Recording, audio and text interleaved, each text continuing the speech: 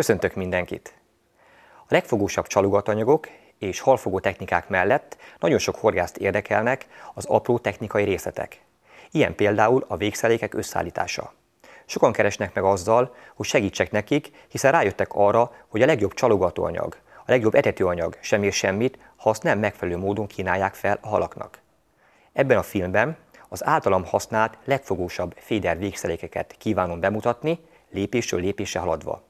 Ebben az epizódban azt a két végszelékemet fogom bemutatni, amelyeknek köszönhettem állóvízi körülmények közepette a legtöbb nagy testű pontyomat. Kezdjünk is hozzá. Az első végszelék, amelyet be fogok mutatni, ez egy csúszó végszelék peletes horgászathoz.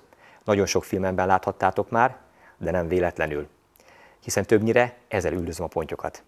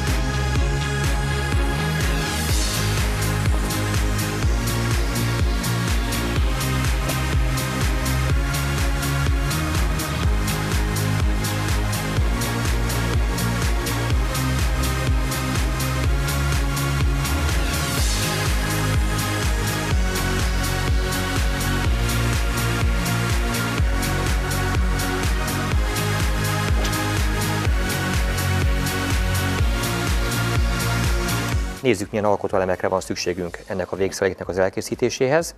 Kell egy gumiütköző, egy pelletféderkosár, egy gumigolyó ütköző, egy féderforgó és egy horogelőke. A végszelék elkészítésének első lépése, hogy a fonott dobelőke zsinórra fel kell fűzni egy gumiütközőt. Azért van szükségünk fonott dobelőke használatára, mert általában ezzel a végszelékkel nagy távolságba horgászunk, nagy lendítőerőre van szükség, és a vékony főzsnorok, a 20-as, 22-es, maximum 25-ös főzsnorok, amelyeket a féderbotos horgászat során használunk, sajnos elszakadhatnának. Ezért a fonott 15-ös, 17-es, maximum 19-es átmérőjű fonott dobelőke zsinórok tökéletesen megfelelnek erre a célra. Ez a szoros gumiütköző azt a célt szolgálja, hogy a kosarat, amikor felfűzöm, nem engedi végtelenségig csúszni, illetve a csalit felszippantó hal, amikor megindul a végszerelékkel, csak eddig a pontig tudja húzni. Ennek az egyszerű megoldásnak köszönhetően a hal megakasztása sokkal biztonságosabbá válik. Felkötöm a nagyméretű féderforgót, előtte azonban felhúzok egy gumigolyó ütközőt,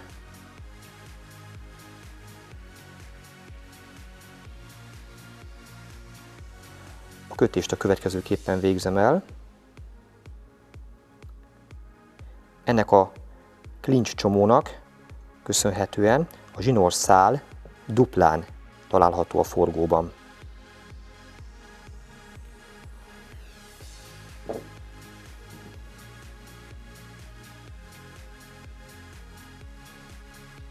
A gumigolyó pont olyan méretű, hogy a forgóra szorosan rá lehet tolni, ezáltal a dobás közben nekiütődő kosárvég garantáltan nem fog szétnyílni, megsérülni.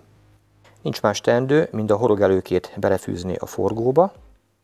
Fűzött csaliknál, amikor a csali nem a horogra, hanem hajszálőkére kerül felrögzítésre, vékony fonott zsinórból célszerű a horogelőkét megkötni. A végszerék elkészült, összeállt. Egy fontos információ van még, hogy a kosár felső csövétől milyen távolságra helyezzük ezt a gumiütközőt.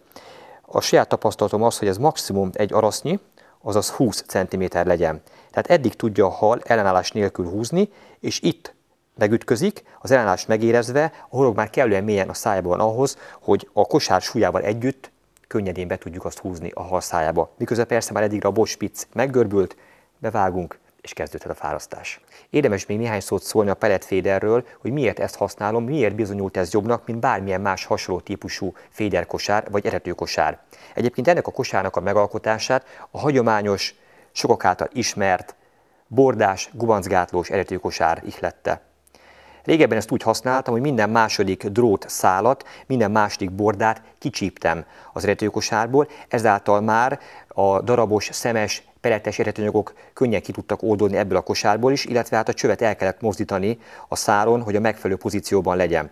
Azonban szembetűnő, amikor a két kosarat egymás mellé teszem, hogy azonos súly mellett mind a kettő 35 grammos, mennyivel kisebb a befogadó képessége. Szinte egy ilyen kis gombócnyi kaja fér mindösszesen bele, míg az általunk megnövelt, bordázatú, lényegesen öblösebb pelletféder kosár sokkal több hasznos etetőanyag befogadására képes. Ami rendkívül fontos, hogy itt már nem kell az alsó szárat elmozdítani, nem kell tovább húzni, hiszen ezt mi megtettük. Kosármérettől függően ez 4-5 cm. Ennek köszönhetően a horogelőke, amit használunk, garantáltan nem tud a kosár fölé tekeredni, és nem tud rágubancolódni. Ráadásul ez különösen fontos vékony, fonott horogelőke használatánál, ugyanis az nagyon könnyen tudna gubancolódni. Itt ez kizárt, hiszen, mint jól látható, a kosár holdpontján nem tud túlérni. Tehát ennek köszönhetően minimálisan 12-14 cm hosszúságú horogelőkét használhatunk, sokkal hosszabbat, mint a hagyományos kosaraknál.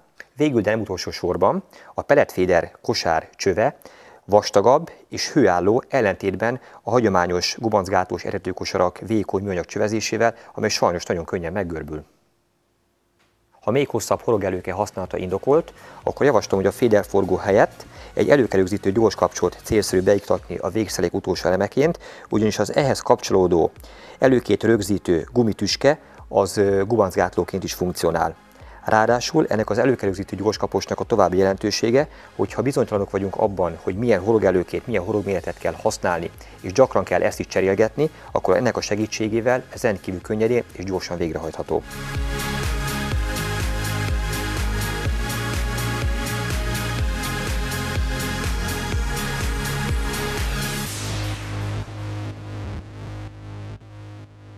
A következő végszerelék, amelyet be fogok mutatni, még egyszerűbb, mint az előző. Ez egy félfix féder végszerelék, ráadásul ennek az elkészítéséhez még kevesebb termékre van szükség, mint az előzőnél, és mindezt tartalmazza a pelletféder Complete féderkosarunk csomagolása. A dobozt kibontva 2 különböző színűt találunk benne, egy matfeketét és egy hinálzöld színűt. Ez a kosár, nem véletlen van itt egyébként a pelletféder, annak az egyszerűsített változata. Jól látszódik, hogy itt nincs sem alul, sem pedig felül gubancgátlócső, viszont az alsó és a felső kiképzése egy kicsit más. Mindjárt szétszedem és meg is mutatom, hogy mi a különbség. Van itt felül egy gumikúp, a kosár másik végében található egy nagyméretű furat, amelyet kibélel egy rugalmas gumicső. Ebben van egy tökéletesen passzoló forgó, már is kiderül, hogy ennek mi a szerepe. Tekintsük át ennek a végszereléknek az összeállításának lépéseit. Minden csomagban a 2 kosár mellett található 10 darab előkötött horog. Úgy válogattuk össze a horgok méretét és a hozzápasszoló horogelőke vastagságát, hogy az összhangban legyen az elkészítendő végszerelékkel. Nyilvánvaló, ha valakinek ez nem szimpatikus, nem ezt szeretné használni, természetesen használhatja a saját kedvenc előkéjét és horog méretét. Én most ebből letekertem már egy horogelőkét, és ezt olyan méretűre kötöttem, amelynek a hossza semmiképpen sem nagyobb, mint a kosár felső holdpontja. Ez is garantáltan meggátolva az esetleges későbbi felgubancolódást.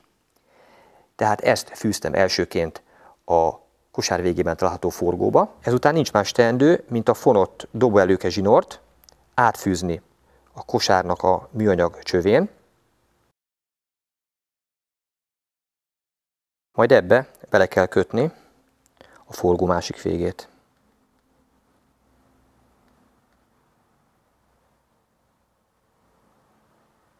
Ugyanazt a kötési módot használom, mint az előző pelletféder kosárnál, amikor a féder forgót rögzítettem. Felesleges zsinórdarabot levágom, majd a forgót belehúzom a gumiágyba. Ez így szépen rögzült. Ennyi volt a végszerelék elkészítésének a folyamata. Hát talán igénybe vesz maximum 2 percet a kicsomagolással együtt. Ez a végszelék akkor válik igazán érdekessé, amikor látjuk, hogy akváriumban hogyan működik. Felcsalizom, és már is megmutatom.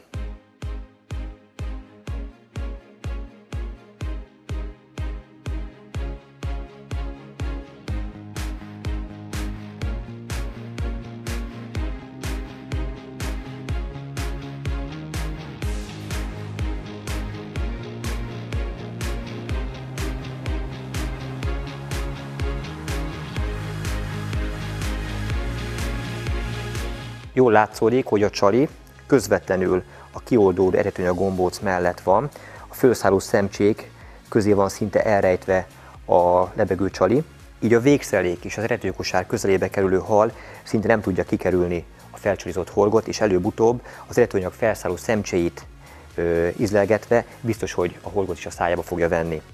Na és miután a hal megragadta a csalit, a szájába került, mivel a szerelék még ebben a pillanatban fix, ezért viszonylag gyorsan a hal szájába akad.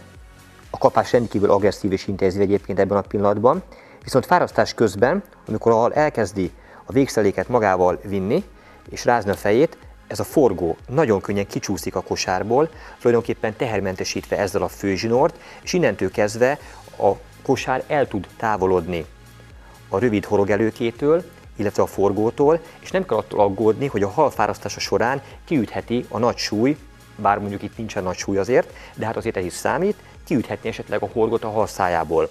Szinte a csupa zsinort kell csak a halnak magával vonszolni, hiszen eltávolodhat a kosár a horogtól. Innentől kezdve a megakasztása a halnak rendkívül biztonságos, és a fárasztása és a hal kifogása úgy szintén. Egyszerű, nagyon hatékony.